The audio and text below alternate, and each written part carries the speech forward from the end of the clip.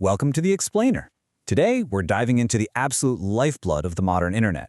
Have you ever wondered what exactly happens when you click a button on a website and something instantly pops up, moves around, or changes color without the page ever reloading? Well, that magic is JavaScript. In this Explainer, we're going to unpack the exact code that takes the web from boring, static documents and transforms it into the lively, interactive applications we use literally every single day. Here is our roadmap for today.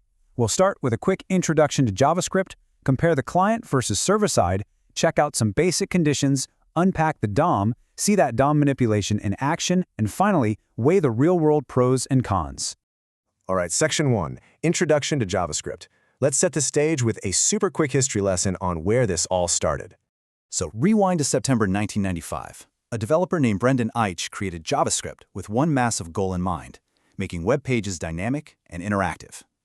It's lightweight, cross-platform, meaning it runs on Mac, Windows, Linux, whatever, and it's what we call interpreted. Basically, that just means your computer reads and runs the code line by line, from top to bottom. It's what makes it so incredibly fast and flexible to run right inside your browser. Okay, let's clear up the single biggest point of beginner confusion right out of the gate. Java and JavaScript, totally different things. They are literally about as similar as a car and a carpet. Java is a heavy-duty, general-purpose programming language originally from Sun Microsystems. JavaScript, on the other hand, is a lighter, object-based scripting language built specifically to handle quick tasks and bring web pages to life. Section 2. Client versus server-side. Now that we know what the language is, let's figure out where this code actually lives and runs. JavaScript actually leads a bit of a double life. First up, the server side. Picture a massive, powerful computer sitting in a data center somewhere. In environments like Node.js, JavaScript is back there handling requests, crunching heavy logic, and running what developers call CRUD operations. That's create, read, update, and delete. Basically, it's talking to databases to grab or update your data securely before sending a response back to you. So how does that connect to the client side? Well, the client is really just your computer and your web browser. Think of web development kind of like building a house. HTML is the raw structure, the walls and floors. CSS is the presentation, the paint and the nice furniture. But JavaScript, that's the electricity and the plumbing. It's the interactive muscle that actually makes the house functional, processing your interactions in real time. And how do these tiny scripts actually reach you? It's a pretty straightforward step-by-step loop. Step 1, you, the client, request an HTML page by typing a web address. Step 2, the server hunts down that file. Step 3, the HTML and the JavaScript programs get streamed right back over the internet to your machine.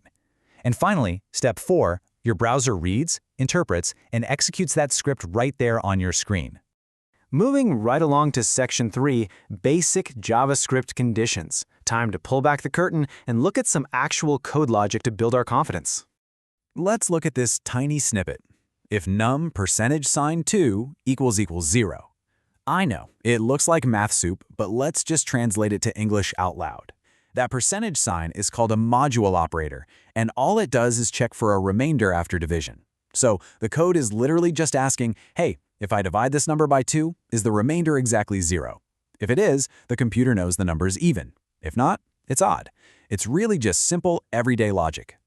Now, what's really interesting about this is how we apply that logic to real-world scenarios. Check out this function called vote. We see let age equals 20. We're literally just creating a little box in the computer's memory, writing the word age on it, and dropping the number 20 inside. Then the script uses an if statement, just like the one we just looked at, to act kind of like a bouncer at a club, deciding if that age is high enough to legally let the user vote. Section 4, Understanding the DOM. This is the crucial bridge connecting our behind-the-scenes logic to the visual elements we actually interact with. The crucial point here is understanding this definition. DOM stands for Document Object Model. You've got to think of the web page you're looking at not as a flat, static picture, but as a giant, living family tree. The whole page is the trunk, the main sections are the thick branches, and the text and images are the leaves. The DOM is the exact interface that lets JavaScript climb this tree, grab a specific leaf, and dynamically change its HTML or CSS without ever reloading the browser. Which brings us to the climax of the Explainer, Section 5, DOM manipulation in action. Let's actually watch the code climb that tree. First things first, we have to find the specific element we want to mess with.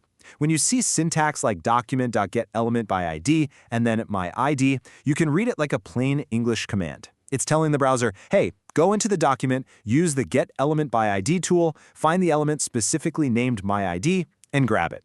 Once we've grabbed it, we have total control. Once it's in our grasp, we modify it by typing element.textContent equals and then whatever new text we want. JavaScript lets you magically swap out the words the user is currently reading, completely on the fly. You're changing the user's experience instantly with 0 page reloads required. And this brilliantly illustrates how JavaScript isn't just about changing what's already there, it's about pure creation. The document.create element command, say for a div, actually builds brand new structural pieces of the website out of thin air. It makes the element in memory, and then a command like append child basically pastes that newly created piece directly onto the page for everyone to see. But you're probably wondering, how do these code functions actually get triggered by a user? The secret sauce is events. We can attach what's called an on-click event to a simple HTML button. When a user physically clicks that button, it acts as a trigger. It tells the browser, right now, run our manipulation functions, whether that's changing the text, swapping a color, or just dropping a brand new paragraph onto the screen. Okay, Section 6, Scripting, Pros and Cons. We've seen the history and the power, but let's step back and look at the real-world trade-offs. On the pro side, client-side JavaScript is a massive win for immediate interactivity. It's incredibly fast because it doesn't wait around for the server to reply. It uses your own computer to do the heavy lifting, which saves a ton of network bandwidth. But there's a big catch. Because this code is downloaded straight to the browser, it is entirely visible and modifiable by anyone who knows how to right-click and inspect a page. Plus, users can literally just turn JavaScript off in their settings, which can break your entire site. Which leaves us with a really fascinating paradox to end on.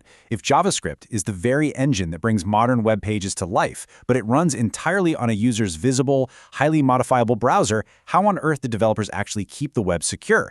It is a constant, high-stakes game of cat and mouse between delivering lightning-fast interactions and protecting the core application. So what does this all mean for the future of web security? Well, that's absolutely something to think about. Thanks for joining me for this explainer. I hope you're walking away with a crystal clear picture of the magic running the modern web.